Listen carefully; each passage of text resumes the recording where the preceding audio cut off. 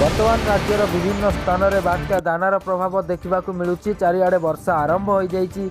जोठी बात्या आसी लैंडफॉल करिवो भद्रक जिला धामरा से अंचल वर्तमान देखा गले से अंचल वर्षा आरंभ हो जाइए। नदी मध्य धीरे धीरे बढ़िया लगी एवं से अंचल लोक मैंने बेस आतंकित अच्छा।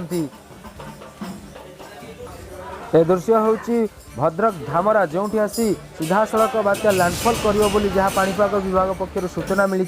से धामरारे धामराई मंदिर जोठी माँ धामराई पूजा पाती सेठी ग्रामवासी माने आसी संकीर्तन करने सहित धामराई माँ को पूजा अर्चना करुँच। किभली भावे ए बात्या दाना प्रकोपरू रक्षा पाइबे।